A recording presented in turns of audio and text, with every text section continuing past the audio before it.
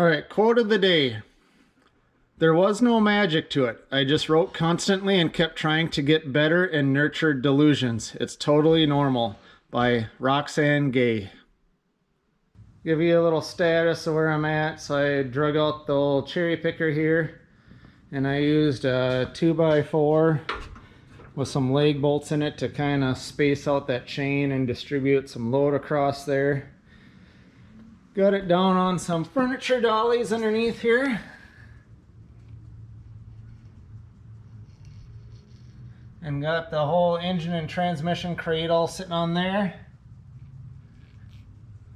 And have started lifting the body off. So like I said, the main reason I want to do this is so that I can get all the header bolts installed, or studs, or bolts, whatever it is, and get the clutch and flywheel mounted on this guy. So that's unfortunately the main reason I'm pulling it back out of the car. And I need to check over some stuff on the transmission so I can get some information over to Hanlon Power Sports. One more update. Got the engine hoist here. Lifts that front of the car like nothing. Got the engine yanked out from underneath there, and it's out of the car. All right, ladies and gents, thought I'd just give an update of where I'm at with the Mustang here today. So I got the headers off laying here. I got the destructions for the McLeod clutch on the floor here. Just to show what I just had 2 bolts on this side holding this header on, 3 bolts on the other side. I do have, let's see here, 12 bolts, so I'll use 2 of the old studs, I think. At least that's what I'm thinking for now. Actually, I might be running. I might see if I can find some flange bolts tomorrow. But I got this flywheel mounted with ARP hardware. So that's all torqued on. I did get the clutch mounted here. We got 3 dowels on here, and the dowels were bigger than the holes that were in the clutch here. So I found a drill bit that pretty much matched what those dowels are. So I actually had to drill those guys out a little bit. And I have, this is 10mm hardware, but the clutch didn't come with any hardware. So I'm gonna run out tomorrow and get some hardware for that. I did have some bolts here, but I think, well, the bolt head is so close to where this edge is that you wouldn't be able to get a socket on it. So I'm gonna get cap screws to go in this guy and get that bolted on tomorrow. So I thought I'd just give an update and just some things that I had to do to get this to work. Flywheel bolted on just great. ARP hardware was awesome. Clutch is good. Like I said, just had to drill these 3 holes out for the dowel pins. And just need to get some hardware just because I didn't have any hardware with an original clutch, since I got this flywheel from someone that had a crate engine and ended up not using the flywheel, so I got that from him. And this was from late model LMR, late model restoration. It's the McLeod Street Extreme clutch. So I think it's supposed to be good to handle 700 horsepower or 700 pound-feet of torque, whatever it is. So I'm giving that a shot this first time around at least, and go from there. I had marked off before one of the header tubes was up against this part of the bell housing. So I marked it off here and just used one of my body dolly hammers, whatever, and pounded that in. So probably chipped off some of the ceramic coating. I think these are supposed to be ceramic coated. But hopefully I got the clearance for the bell housing that I need now. I might go and get some header tape and put it around here just to, since this is going to be awful close to the starter here. But I did get the clutch all mounted up. It's all torqued on here. I got the bell housing on here, and all the bell housing to engine block bolts are torqued to 35 foot-pounds, I think is what I did. That's what it recommended for the clutch to flywheel bolts. So they're pretty much the same size. So I thought I'd just use the same torque spec for that. They do have these lock washers on them though. I'm not sure if I'm the biggest fan of that, but I figured since they're on there, and that's what I got. I did get this, oh, got the shop supervisor, but I did get this used from someone, so I didn't have the hardware, so I called Holly. I got a good customer service rep on the phone, and they sent me this whole kit. It was like 56 bucks or something like that, because the biggest deal is you got these little standoffs here on each side for where there's like a sleeve dowel thing that holds the bell housing in place here. Then I did do some checking before I bolted all this on here. So I got the nice little high torque mini starter here. It said that you had to have 100 thousandths between the end of this and the edge of the gear on the flywheel. So I got that. I ended up taking a spacer. There was a spacer in here. Took that out, put a little bit thicker spacer here that goes between the starter and this bell housing backing plate. I might have to rethink this a little bit. All right, I got to do some math here. I didn't take into consideration the thickness of this plate when I was doing my stuff here. All right, so I thought I'd show this while it's still fresh in my memory. I talked about this. Everything's torqued on here. Clutches, the flywheel's torqued to the crank. Clutch is torqued to the flywheel. Bell housing is torqued onto the engine block. I did some measuring here, and before I wasn't figuring in this block plate. So I came back. Luckily, you can get back at the flywheel a little bit decent back there. You probably can't see it on here very well, but I used a caliper, stuck it in there to get the depth from the plate to the edge of this spur gear here. And then I also measured from the end of this to this, and then there's actually a step on this edge here. So the directions for the starter said to have at least 100 thousandths. So before, with no spacer in here, there's actually a little, about a 60 thousandths thick spacer that's in here. But without that spacer, I was only getting 80 thousandths. So I put this spacer back in here, did some figuring, and I got 135 thousandths, and that's between the different shims that I have, that's the closest I can get to 100 thousandths. So we're gonna run with that. I'll probably get that starter bolted onto here shortly and move on to the next steps.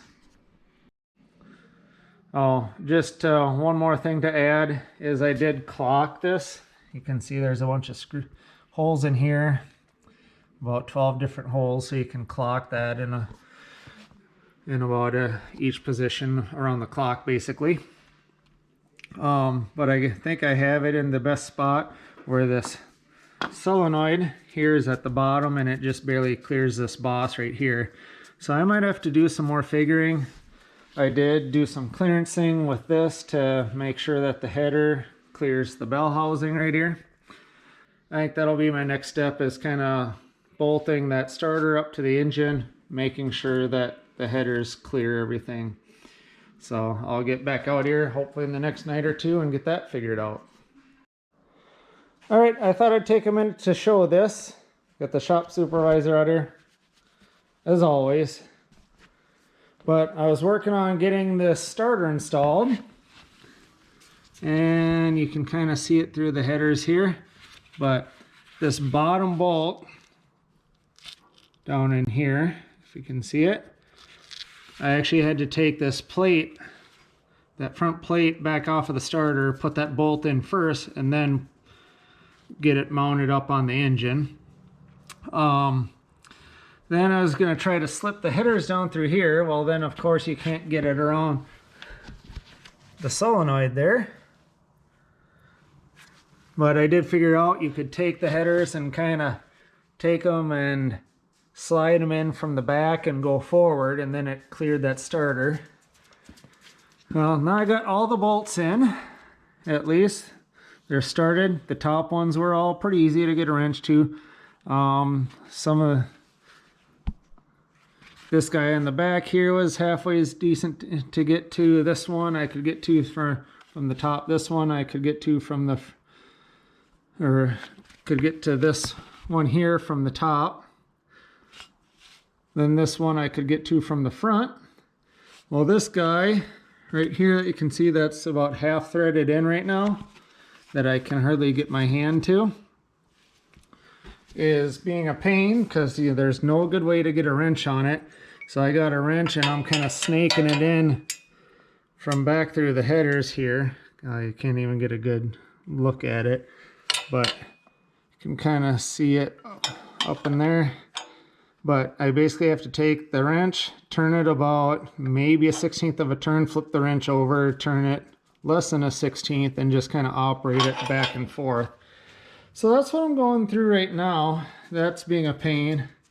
Looking at these, this is, for all you guys that are down south, this is what we get to deal with up north here. All these little bolts here for the covers are all rusted, so I'll probably end up replacing all those, especially when I pull this to put Mustang cams in it. But I'm going to get it running in stock format first. I think I've said that on some previous videos. But this is going to be my nemesis tonight. I'm going to try to get that one bolt in. That bolt right down there was the guy that was a pain to get to. Then after I got it in a little ways, I could kind of get to it from the front here with the box end of the wrench onto the bolt there. So I could get that down a little ways, and then at the end I was actually able to get in from the top here and get the box end of a 13mm wrench on that bolt there. So good news is it's in. So this header is all mounted up. I didn't show this before. So this is part of the header I did beat down so it clears the firewall. And then you can see it here. I marked off, and you can just barely see daylight through there. So I think I'll have these guys off again. I'll probably end up putting some header tape around this guy, maybe, so that it clears that starter better. But good news is, on my right side, header is on, starter's in place. Then I'll get back to it and work on the left side, the driver's side. But that guy's laying right there. Saved the easier one for last, I guess. I hope, I think. Got the transmission bolted back on. I got the pilot bearing in there this time. All the clutch and everything is in there. I got the shift fork in here. And I'm debating if I should have put an adjustable pivot stud in there, but I think it's looking pretty good. Like when you shine a light in there, everything looks, it might be tilted a little bit forward, but not too bad. The game plan is this engine will be back out of the car again when I go to get everything all cleaned up. But I think it's looking pretty good. Like, it doesn't look parallel here, but if you look from here to where the throwout bearing is in there, it's pretty decent. So I might talk to my buddies over at Hanlon Motorsports again and see if they have any input about that. So maybe before I slop this engine back in there, I'll shoot those guys a message and get some thoughts on that. I don't know, but then I came and looked at it from this angle and took some pictures of it. I guess my opinion is it's looking pretty good, but still, I might shoot a message.